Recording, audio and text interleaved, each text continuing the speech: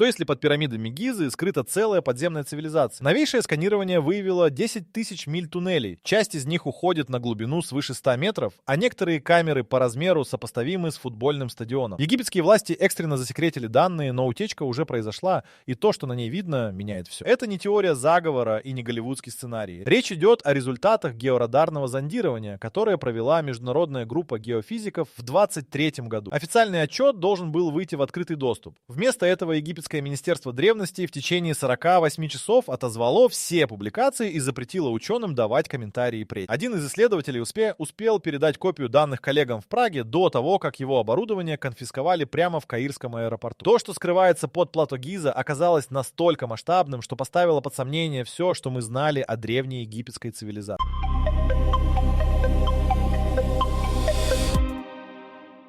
Группа из 14 специалистов развернула оборудование на плато Гиза в марте 23. Георадары нового поколения, разработанные для картографирования нефтяных месторождений на глубине до 300 метров, впервые применялись в археологическом контексте. Руководитель группы, чешский геофизик Якуб Новак, получил разрешение египетских властей под предлогом изучения геологических разломов. Официально никакой связи с пирамидами заявлено не было. Первые результаты пришли на третий день работы. Датчики зафиксировали под восточной стороной плато Гиза протяженную полость на глубине 22 метров. Ширина около 18 метров, высота потолка не менее 9. Новак решил, что оборудование дает сбой, и приказал повторить замеры с другой точки. Повторный замер показал то же самое, с разницей в полметра. На пятый день картина стала принимать очертания системы. Полости не были хаотичными. Они шли параллельными рядами, пересекались под прямыми углами и расходились от центральной точки под пирамидой Хеопса в нескольких направлениях. Новак вручную перестроил параметры анализа и запустил повторный расчет. Программа автоматической обработки данных отказалась классифицировать структуру.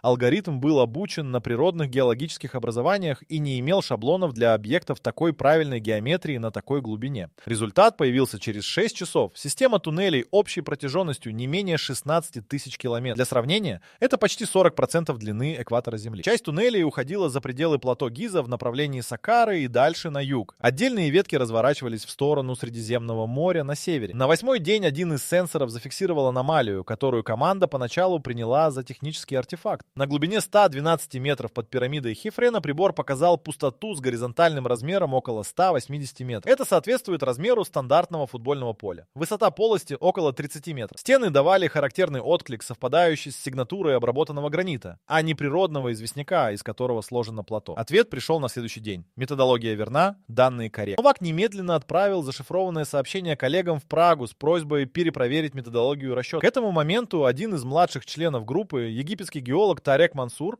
уже передал предварительные материалы своему куратору в министерство. Через 12 часов на плато появились сотрудники в штат. Они не представились и не предъявили документов, просто встали рядом с оборудованием и наблюдали. На следующее утро Новак обнаружил, что двое членов его команды ночью получили звонки с незнакомых номеров. Содержание разговоров они отказались раскрывать. Работа продолжилась, но атмосфера на плато изменилась. Один из операторов попросил разрешения покинуть проект по личным причинам и уехал в тот же день. За оставшиеся 4 дня группа успела зафиксировать еще 3 крупных полости на разной глубине и нанести на карту около 40% предполагаемой сети. Полная картина так и не была получена. На 17-й день египетские власти аннулировали разрешение, сославшись на нарушение условий договора. Оборудование приказали демонтировать в течение 24 часов. Какое именно нарушение, не уточнено. Жесткие диски с данными Новак спрятал в двойном дне чемодана с грязным бельем. Именно эти данные оказались в Праге. Пражская копия данных попала к независимому аналитику Мартину Дворжаку через неделю после отъезда Новака из Каира.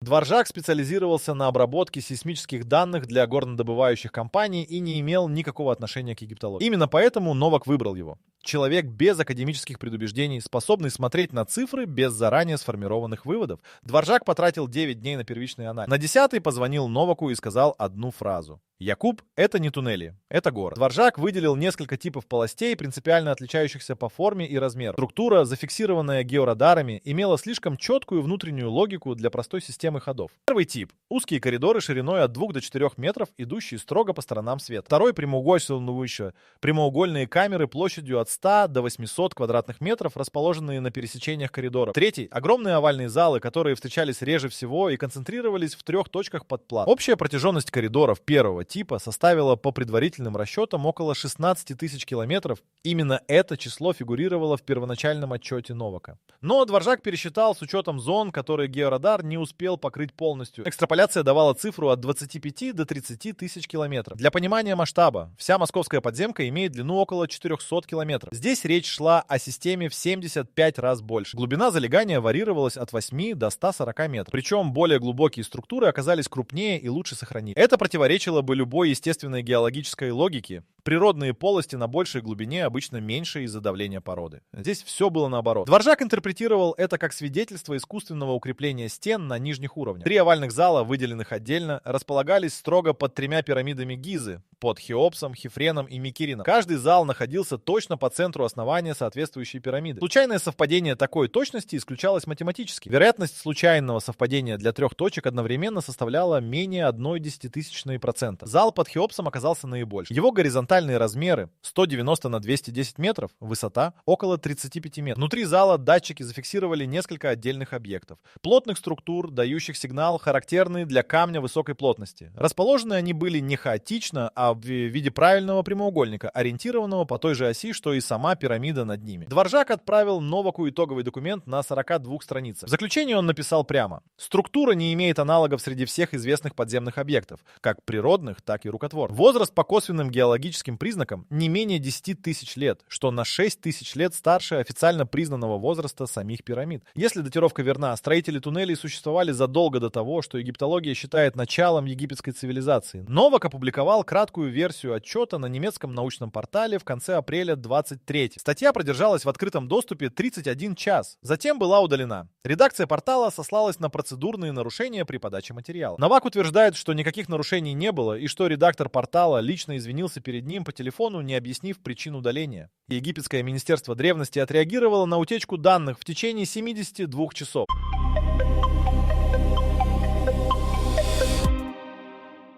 Официальное заявление, опубликованное 14 мая 23-го, состояло из 3 абзацев. В первом говорилось, что группа Новака нарушила условия исследовательского разрешения. Во втором, что полученные данные являются геологическим шумом, неверно интерпретированным не специалистом. В третьем, министерство объявило о введении новых ограничений на проведение неинвазивных исследований в зоне плато Гиза. Формулировка «геологический шум» немедленно привлекла внимание специалистов. Георадарные данные не производят шума в том смысле, в котором этот термин применяется в геофизике. Профессор Венского университета Клаус Хаймер, один из ведущих мировых экспертов по георадарной съемке, опубликовал открытое письмо, в котором указал на техническую некорректность формулировки. Письмо подписали еще 23 специалиста из 12 стран. Министерство не ответило. Параллельно египетские власти предприняли шаги, выходящие за рамки обычной научной полемики. Тарек Мансур, геолог из команды Новака, который передал предварительные данные своему куратору в министерстве, был отстранен от работы в Каирском университете. Официальная причина – нарушение академической этики. Его научный руководитель, профессор Ахмед Рашид, подал апелляцию в ученый совет и получил отказ без объяснений.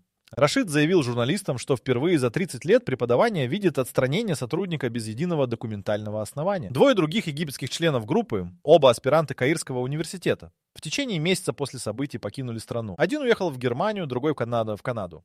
Оба отказались давать публичные комментарии. Источник, близкий к одному из них, сообщил немецкому изданию, что молодой ученый получил прямое предупреждение не обсуждать детали экспедиции. Министерство туризма и древности Египта в июне 23-го объявило о создании новой охраняемой зоны вокруг плато Гиза. Радиус зоны расширили на 800 метров по сравнению с предыдущими границами. Въезд для исследовательских групп с геофизическим оборудованием был приостановлен до завершения разработки новых протоколов. Сроки разработки этих протоколов не называли. Отдельного внимания заслуживает реакция египетских государственных медиа. Государственное телевидение в течение 2 недель показало 3 сюжета о пирамидах Гизы. Все 3 были посвящены туристическому потенциалу объекта и новым системам освещения, установленным для ночных шоу. Ни одного слова о скандале с данными. Частные египетские издания, которые попытались осветить историю, сообщили о звонках из Министерства информации с просьбой воздержаться от публикаций, способных навредить туристической отрасли. Международная реакция оказалась сдержанной, но показательной. ЮНЕСКО направила в Каир запрос с просьбой предоставить оригинальные финальные данные сканирования для независимой экспертизы. Египетская сторона ответила через 40 дней, сообщив, что данные находятся на стадии технической верификации и будут переданы после ее завершения. Верификация не завершена до сих пор. Американский институт египтологии, базирующийся в Чикаго, выступил с неожиданным заявлением. Директор института Патрик Уилсон назвал данные Навака потенциально значимыми и призвал египетские власти обеспечить независимый доступ к плато. Это был первый случай за несколько десятилетий, когда крупная американская академическая организация публично поставила под сомнение египетскую политику закрытости в отношении Египта. Навак к этому моменту находился в Праге под де-факто информационной блокадой. Его электронная почта была взломана. Он обнаружил это, когда несколько коллег сообщили о получении писем от его имени с просьбой удалить все копии данных. Письма Новак не отправлял. Чешская служба кибербезопасности подтвердила факт взлома, но отказалась атрибутировать атаку конкретному источнику.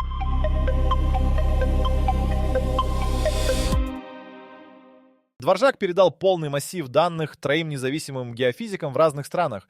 Одному в Японии, одному в Бразилии, одному в Норвегии. Каждый получил данные без контекста. Просто набор цифр с указанием координат и глубин. Без упоминания Египта и пирамид. Все трое пришли к одинаковому выводу. Структура искусственного происхождения. Японский специалист Кензи Ямамото добавил уточнение. Судя по характеристикам материала стен, строители использовали технологию, не имеющую аналогов в современном строительстве. Ямамото объяснил свой вывод детально. Стены туннелей давали отклик, характерный для монолитного материала без швов и стыков. Не кладка из блоков, не вырубка в природной породе, а нечто среднее, как будто камень был каким-то образом сплавлен или спрессован в единую массу. Плотность материала по расчетам превышала плотность гранита примерно на 12%. Такого природного камня в геологии Северной Африки не существует. Норвежский геофизик Эрик Берг сосредоточился на 3 больших овальных залах. Его анализ показал кое-что, что Дворжак упустил при первичной обработке. Потолки залов не были плоскими. Они имели куполообразную форму с точным геометрическим профилем, соответствующим параболе. Параболический свод — это инженерное решение, позволяющее максимально равномерно распределить нагрузку от вышележащей породы. Именно такую форму используют современные инженеры при строительстве подземных объектов под высоким давлением. 10 тысяч лет назад, согласно официальной хронологии, люди не должны были знать ни о параболах, ни о расчете распределения нагрузок. Внутри зала под пирамидой Хифрена датчики зафиксировали объект, который Дворжак первоначально отметил как плотную структуру неизвестного назначения. Берг проанализировал его отдельно. Объект имел форму правильного прямоугольного параллелепипеда, попросту говоря, прямоугольного ящика, размером приблизительно 8 на 4 на 3 метра. Материал стенок давал сигнал, совпадающий с базальтом. Внутри объект был полым. Что находилось внутри? Георадар определить не мог, поскольку базальт практически непрозрачен для радиоволн используемой частоты. Отдельную загадку представляли коридоры первого типа, узкие проходы шириной 2-4 метра, идущие строго по сторонам света. Бразильский геофизик Карлос Мендес обратил внимание на их сечение. Коридоры имели не прямоугольное, а трапециевидное сечение. Стены слегка сходились кверху. Именно такую форму имеют внутренние коридоры самих пирамид Гизы. Совпадение архитектурного принципа между наземными и подземными структурами указывало на единый замысел и единых строителей. Мендес также проанализировал распределение коридоров по глубине. Система имела как минимум 5 отдельных горизонтальных уровней, расположенных на глубинах примерно 20, 40, 65, 90 и 130 метров. Каждый уровень имел собственную сетку коридоров, соединенную с другими уровнями вертикальными шахтами. Общая архитектура напоминала многоэтажное здание, только уходящее не вверх, а вниз. Ямамото в своем итоговом заключении указал на еще одну деталь, которая не фигурировала в предыдущих анализах. В нескольких точках система туннелей пересекала естественные водоносные горизонты. Подземные слои воды, типичные для геологии этого съездного района. В местах пересечения датчики не фиксировали никакого проникновения воды в туннель. Это означало, что стены были либо полностью водонепроницаемы сами по себе, либо обработаны каким-то изолирующим материалом. При этом возраст водоносных горизонтов, в этом районе составляет от 8 до 12 тысяч лет. Они сформировались в период, когда Сахара еще была зеленой саванной. Туннели пережили их появление. 3 независимых анализа из 3 разных стран, 3 одинаковых вывода и полное молчание со стороны официальной науки. Вопрос о возрасте туннелей упирался в одну конкретную проблему. Официальная история человечества не оставляла места для цивилизации, способной построить такое сооружение 10 тысяч лет назад.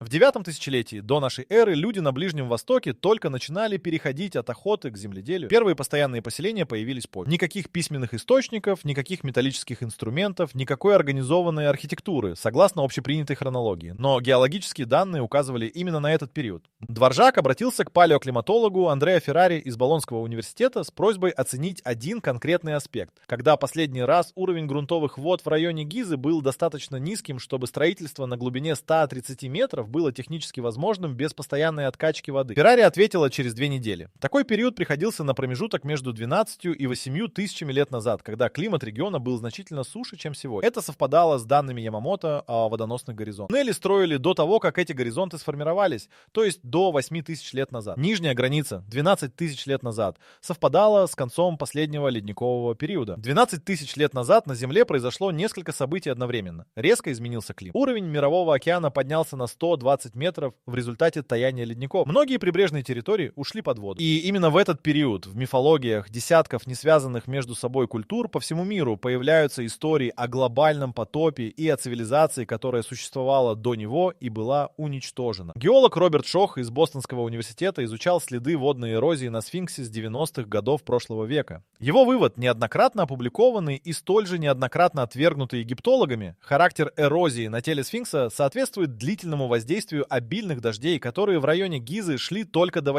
10 тысяч лет назад. Это означало бы, что Сфинкс вырублен не в 25 веке до нашей эры, как принято считать, а значительно раньше. Данные Новака давали этой теории первое геофизическое подтверждение. Кто мог строить? Дворжак свел воедино все косвенные данные и получил портрет неизвестной цивилизации. Она обладала инженерными знаниями, превосходящими возможности древнего Египта эпохи фараонов. Она умела работать с камнем на молекулярном уровне, либо плавить его, либо прессовать под давлением, недостижимым примитивными методами. Она понимала параболическую геометрию и умела применять ее в строительстве. Она создала систему, рассчитанную на тысячелетия. Туннели пережили изменения климата, подъем грунтовых вод и многочисленные землетрясения, которые за 10 тысяч лет неоднократно сотрясали этот район. Одна деталь выбивалась из общей картины и не поддавалась простому объяснению. В нескольких точках системы Дворжак насчитал их 7. Коридоры резко расширялись, образуя небольшие камеры площадью около 30 квадратных метров. В этих камерах датчики фиксировали на стенах регулярные углубления, ряды одинаковых прямоугольных ниш, расположенных на высоте около 1,5 метров от пола. Размер каждой ниши примерно 40 на 60 сантиметров. В нескольких нишах датчики показывали присутствие материала, отличного от материала стен, более легкого, с другой плотностью. Ямамото осторожно предположил, что ниши могли служить хранилищем. Что именно в них хранилось и хранится ли до сих пор, оставалось открытым вопросом. Но сам факт их существования указывал на то, что туннели не были просто транспортными коридорами. Это было место, куда что-то приносили и где что-то оставляли. Официальная египтология на все эти данные не отреагировала ни единым словом.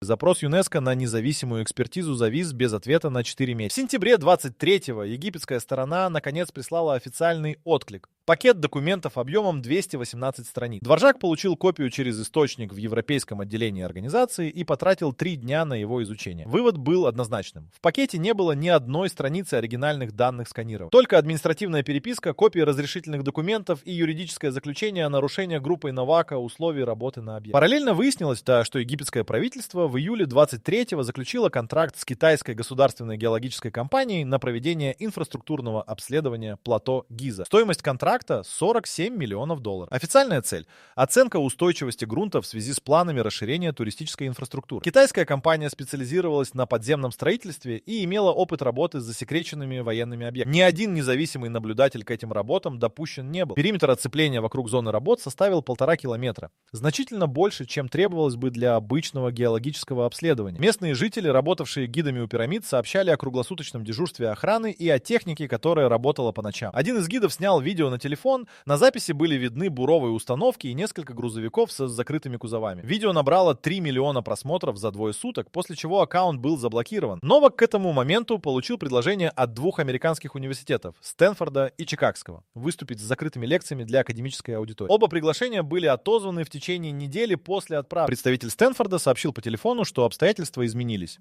и не стал уточнять, какие. Чикагский университет не дал никаких объяснений. В октябре 23-го немецкий журналист Томас Крамер опубликовал расследование в крупном еженедельнике. Он установил, что египетское министерство древностей в период с апреля по сентябрь 23-го направило официальные письма в редакции 17 европейских научных изданий с просьбой не публиковать материалы, связанные с данными группы Новак. В письмах использовалась формулировка «потенциальный ущерб культурному наследию». Крамер получил копии 3 таких писем. Все на официальном бланке министерства с подписью заместителя министра. 15 из 17 изданий выполнили просьбу. 2 отказались.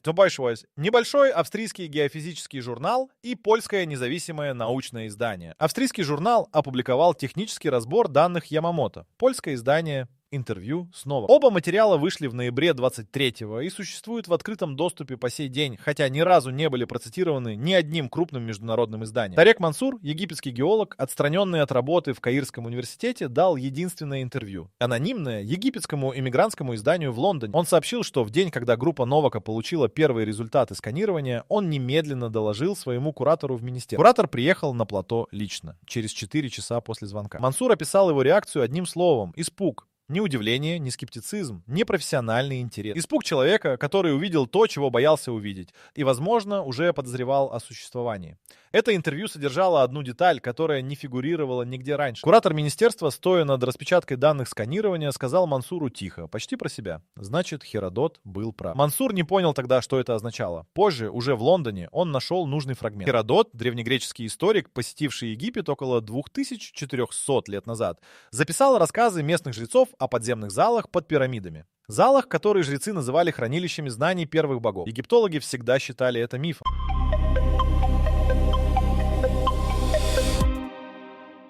Фрагмент Геродота, на который сослался куратор министерства, находился во второй книге «Истории», той самой, где греческий историк описывал свое путешествие в Египет. Жрецы рассказали ему о 12 подземных залах, соединенных переходами, в которых хранились записи о временах, предшествовавших богам. Геродот написал, что видел вход в эти залы своими глазами, но жрецы запретили ему спускаться. Египтологи трактовали этот отрывок как легенду или как описание известного заупокойного комплекса в Хаваре. Никто не воспринимал его буквально. Дворжак, получив информацию о высказывании куратора, вернулся к данным сканирования с новым вопросом: сколько крупных залов зафиксировано в системе? Не 3 овальных зала под пирамидами, а все полости площадью свыше 500 квадратных метров. Он пересчитал. Результат — 12. Ровно 12, как в рассказе Геродота. Расположенные на разных уровнях, соединенные коридорами, распределенные по всей площади плато. Вероятность случайного совпадения числа с 2000-летним текстом Дворжак не стал рассчитывать. Он просто внес эту деталь в обновленный отчет и разослал его всем участникам предыдущей переписки. Ямамото ответил через 6 часов. Он провел дополнительный анализ 7 камер с нишами.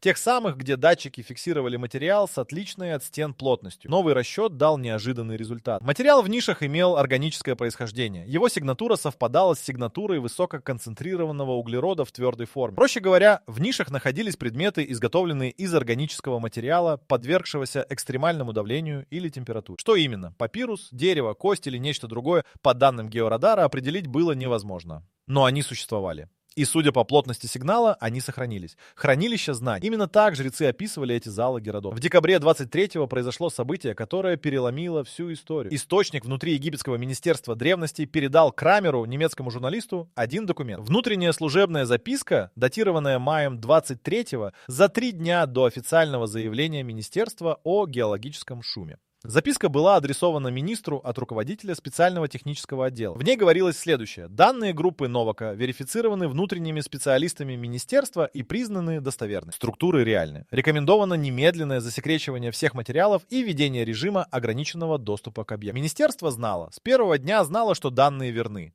и публично назвала их геологическим шумом. Крамер опубликовал документ в январе 24-го. Скан записки появился в сети. Министерство выпустило заявление о том, что документ является фальсификацией. Независимая экспертиза бумаги и чернил, проведенная Берлинской лабораторией криминалистики по запросу редакции, установила: документ подлинный, возраст соответствует указанной дате. Даже стало известно, что китайская компания, работавшая на плато с июля по декабрь 23-го, вывезла из зоны работ 24 запаянных металлических контейнера. Таможенные документы, которые удалось получить Крамеру, классифицировали содержимое как геологические образцы. Контейнеры проследовали транзитом через Пекин и дальше по маршруту, который таможенная документация не раскрывала. Что находилось в контейнерах, неизвестно до сих пор. Новак, находившийся в Праге, получил всю эту информацию в режиме реального времени. В интервью польскому изданию, данном в феврале 24-го, он сказал одну фразу, которую процитировали все, кто следил за этой историей. «Мы нашли не туннели. Мы нашли доказательства того, что история человечества началась не тогда, когда нам говорят, и кто-то об этом знал задолго до нас. 24 контейнера, 12 залов,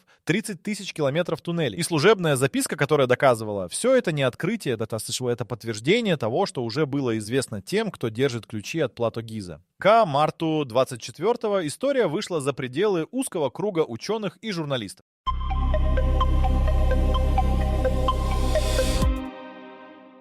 Петицию с требованием независимого международного расследования подписали 41 тысяча человек из 68 стран. В Европейском парламенте депутат от Австрии подал официальный запрос оппозиции ЮНЕСКО по ситуации с данными сканирования Гизы. ЮНЕСКО ответила стандартной формулировкой о продолжающемся диалоге с египетской стороной. Диалог продолжается по сей день без каких-либо публичных результатов. Новак в марте 24-го передал полный массив данных сканирования в открытый доступ. Разместил на 3 независимых серверах в разных странах с зеркальными копиями. Суммарный объем файлов 280 гигабайт. За первые 2 суток их скачали более 9 тысяч раз. Среди скачавших, судя по открытой статистике загрузок, были адреса, принадлежащие университетам, государственным структурам и военным ведомствам как минимум 12 стран. Египетское правительство направило Новаку официальное юридическое уведомление с требованием удалить данные как незаконно полученные на территории Египта. Чешские юристы, изучившие документ, установили: с точки зрения международного права требование не имеет обязательной силы. Данные остались в открытом доступе. Что изменилось после того, как информация стала публичной? На первый взгляд, немного.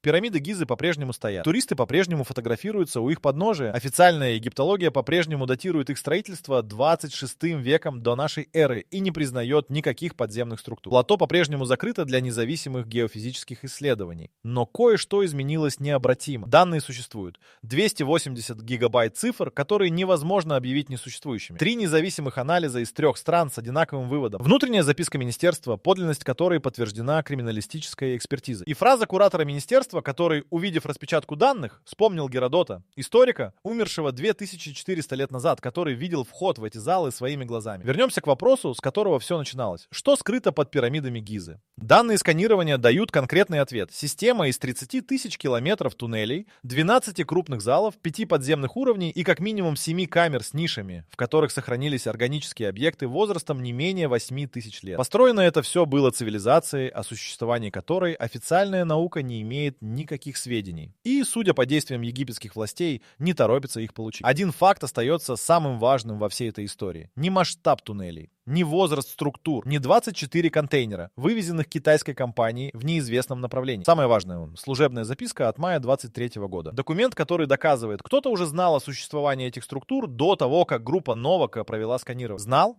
и молчал. Это означает только одно. Информация о том, что находится под Гизой, существовала раньше. Возможно, намного раньше. И решение скрывать ее было принято не в 23 году. Геродот записал рассказы египетских жрецов о подземных залах приблизительно в 445 году до нашей эры. С того момента прошло 2469 лет. Все это время залы были там. Все это время кто-то знал. И все это время вход оставался закрыт.